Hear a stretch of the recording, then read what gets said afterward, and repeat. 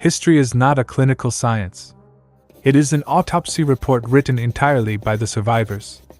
For decades, the Anglo-American educational system has fed you a very specific, highly sanitized version of human conflict. A narrative where morality is black and white, and the villains are conveniently predefined. Today, we are reopening the files on four of humanity's most defining historical events. But this time, we are examining them through a cold, forensic lens, and the German perspective. I will warn you right now, the evidence in this video is going to split the comment section in half. Half of you will recognize the clinical, geopolitical reality of these events. The other half will angrily accuse me of historical revisionism. Make sure you watch until case file number 1, because the real reason the Allies fought the Second World War is about to shatter your moral compass. Let's open the files. Case file 4, the Guilt Clause. If you grew up in the United States or Britain, your textbooks likely taught you a very simple equation. Germany started the First World War, and the punishment of the Versailles Treaty was justice. From a forensic geopolitical standpoint, this is a mathematical lie. Let us conduct a clinical autopsy of 1914. A Serbian nationalist assassinated the heir to the Austro-Hungarian Empire. Austria-Hungary pulled the trigger on a localized Balkan war. But it was Russia, an allied power, that initiated the first general military mobilization. In military biology, mobilization is war. By mobilizing its massive army, Russia forced a countdown. Germany was suddenly facing geopolitical strangulation. A two-front war against Russia in the east and France in the west.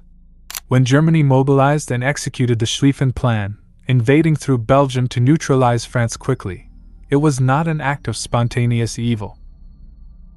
It was the absolute, uncontrollable biological reflex of a state trying to survive a strategic containment.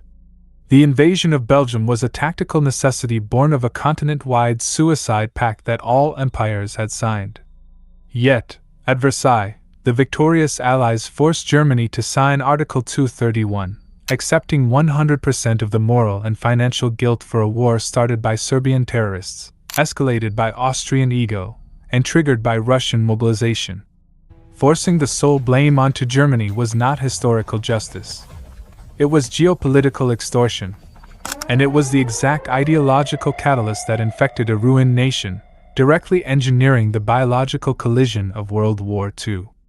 Case File 3, the Illusion of Morality. There is a comforting, psychological myth engineered by post-war Hollywood and Anglo-American textbooks. The narrative that the Allies entered the Second World War as a righteous crusade to stop the Holocaust and save the Jewish people. A forensic examination of geopolitical data proves this is an absolute fabrication. State biology does not operate on morality, it operates on survival. In 1939, the ocean liner Mississippi St. Louis sailed toward North America carrying over 900 Jewish refugees fleeing the Third Reich. They begged for asylum. Both the United States and Canada clinically and systematically rejected them, forcing the ship to return to Europe, where hundreds of those passengers were later consumed by the internment facilities. Antisemitism was not a uniquely German pathogen, it was a global pandemic. Britain did not declare war to save minorities. It declared war because the geopolitical balance of power was shattered by the invasion of Poland. The United States did not enter the war to stop concentration camps. It entered because its own naval nervous system was physically paralyzed at Pearl Harbor. The liberation of the camps was a byproduct of military conquest, not the catalyst for it. The Allies fought a war of sheer biological and imperial survival, and only later dressed it in the clothing of moral superiority. History is written by the victors, and the victors always cast themselves as the saviors. Case File 2, the Semantics of Discovery. In the comment sections of popular history channels, a vicious war is fought over Christopher Columbus. Half the internet calls him a visionary discoverer. The other half calls him a genocidal invader who was so stupid he thought he was in India, calling the natives Indians. Let us apply forensic linguistics to this ignorance. In 1492, the European term for the Indian subcontinent was Hindustan. Columbus knew exactly what latitude he was navigating. Many linguistic historians argue that Columbus, struck by the peaceful nature of the Taino people, described them in his logs as una gente en Dios, a people in God. Over time, the bureaucratic machinery of the Spanish Empire corrupted Indios into Indios, and eventually Indians. And regarding the debate over the word, discovery? Yes, millions of human organisms already inhabited the Americas. But from the perspective of global biology, Columbus initiated the Columbian Exchange, the violent, permanent collision of two completely isolated ecosystems. He did not discover the land for the natives. He discovered a new biological reality for the rest of the planet.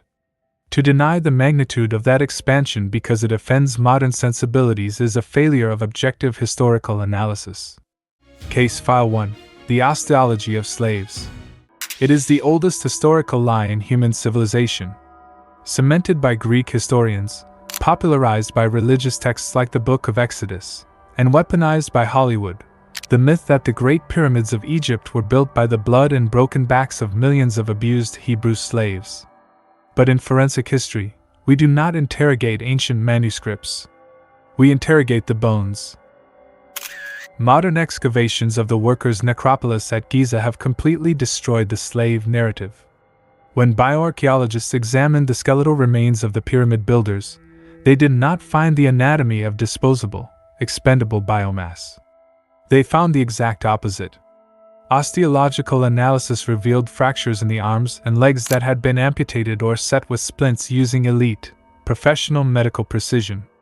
A slave is biologically expendable. A state does not waste high-level medical resources on a slave. Furthermore, isotope analysis of their teeth proved they were fed a premium, high-caloric diet rich in prime beef and sheep.